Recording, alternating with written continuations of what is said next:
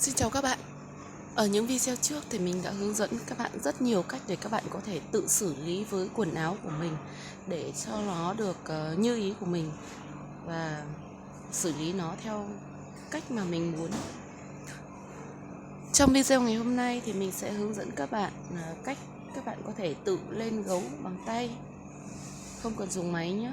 Mà thể loại gấu này thì chỉ có lên bằng tay thì nhìn nó sẽ đẹp và nó sẽ chuyên nghiệp, nó mịn, không có đường chỉ. Các bạn xem video nhớ đăng ký kênh và like ủng hộ kênh của mình để kênh của mình càng ngày càng phát triển. Kênh của mình thì chủ yếu là chia sẻ, tất cả là các video đều hướng về nội dung chia sẻ về cách thức để các bạn có thể tự xử lý quần áo của mình. Rất là đơn giản thôi, ai cũng có thể làm được. Nếu các bạn yêu thích thì các bạn có thể theo dõi từng video, vào kênh của mình và theo dõi từng video. Cảm ơn các bạn rất là nhiều. Rồi, đi vào vấn đề cụ thể, ngày hôm nay mình sẽ hướng dẫn các bạn cách lên gấu bằng tay đối với quần Âu nhé. Quần Âu thì đa số là chỉ có lên gấu bằng cách là khâu tay, hoặc là có máy móc thì không nói rồi, cũng có những cái máy móc để hỗ trợ cho cái việc đính, gấu đính. Đây là gấu đính thủ công. Đôi khi làm may cũng cần phải có những yếu tố làm thủ công như thế này. Mình thì làm công việc chuyên sửa chữa nên là có rất nhiều trường hợp quần áo sửa chữa mà thiết thực các bạn có thể áp dụng vào trong đời sống của mình. Đối với chiếc gấu này thì các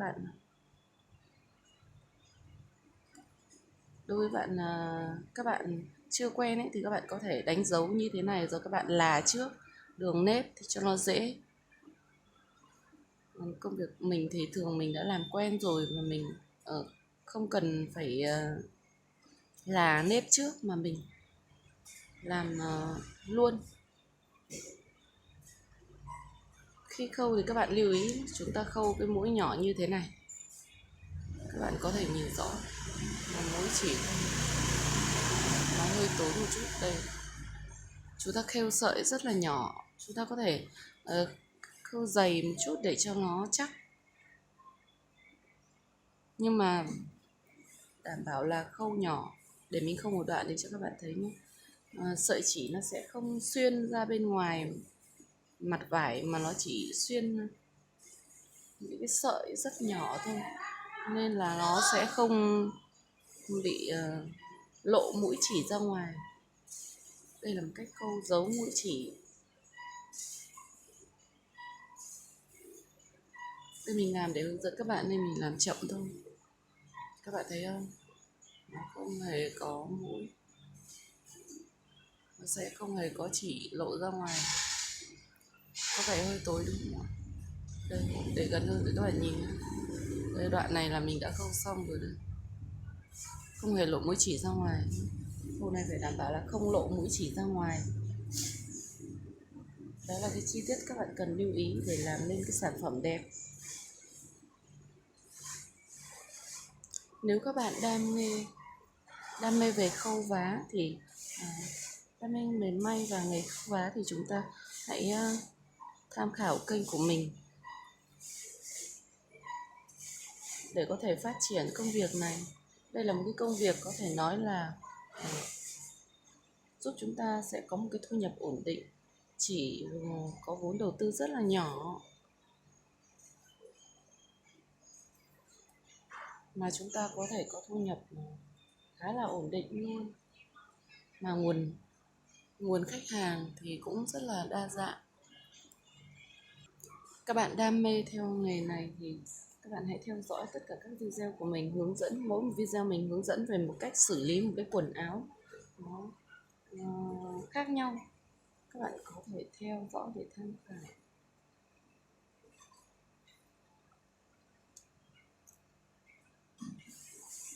Đảm bảo là các bạn theo dõi, các bạn tham khảo, các bạn có thể làm để kiếm tiền. Tất nhiên là có rất nhiều bạn chỉ vì là đam mê làm những gì mình thích thôi. Nhưng có những người người ta coi đây là một cái công việc kiếm sống hàng ngày, cũng như mình vậy, nó trở thành chuyên nghiệp luôn, là công việc hàng ngày của mình. Thì đây là công việc hàng ngày của mình nên mình chia sẻ với các bạn tất cả những điều thực tế nhất thôi. Đấy, vậy là mình đã hoàn thành xong một chiếc gấu nhá. Mình vừa làm vừa tập trung để nói cho các bạn hướng dẫn các bạn, nên là mình làm nó hơi lâu một chút. Đã xong một cái gấu, bạn thấy không, nó không rất là mịn, không hề có đường chỉ. Mặc dù chỗ này nó hơi tối ấy, bị thiếu ánh sáng, các bạn thông cảm nhá. Đây, mình làm nó sẽ không bị lộ một chút, một cái sợi chỉ nào thôi, không lộ một chút nào. Khi mà là xong thì nó sẽ rất là mịn và đẹp.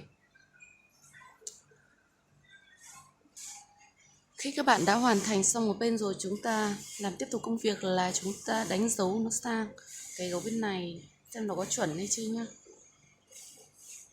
Cũng có thể lúc chúng ta kẻ nó không được chuẩn ấy, ta đánh dấu sao cho hai gấu nó thật cân đối nhau. Đó, chúng ta lấy theo cái phấn này để chúng ta đánh dấu.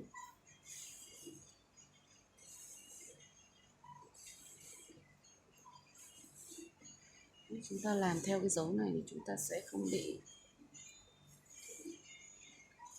lệch cao thấp. Mình làm nó bị cao thấp. Đó,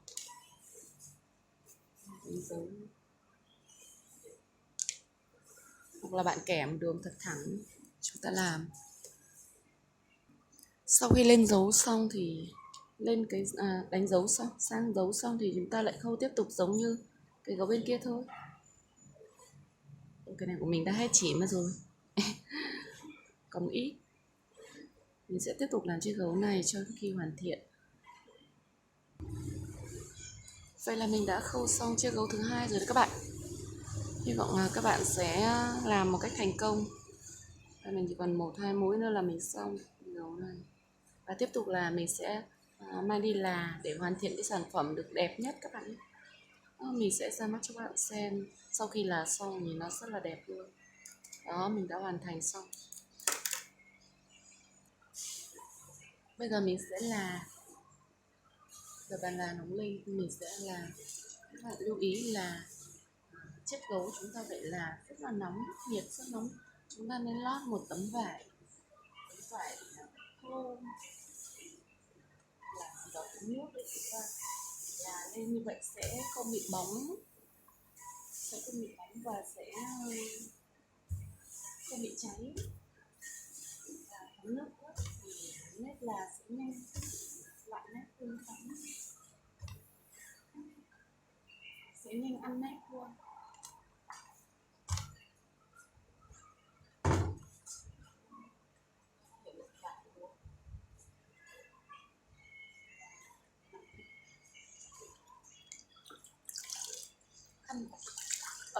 Khăn ẩm chúng ta lót lên để đảm bảo tránh độ ấm. Khi mà là nhiệt độ rất là cao, các bạn có bàn là hơi thì chúng ta cũng nên cho nhiệt cao nhất, sau đó chúng ta lót một tấm vải sẽ đảm bảo.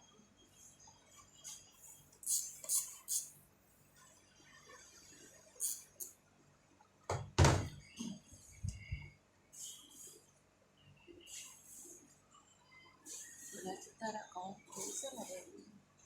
Ok, khoảng mịn, không nổi chỉ lên trên bề mặt.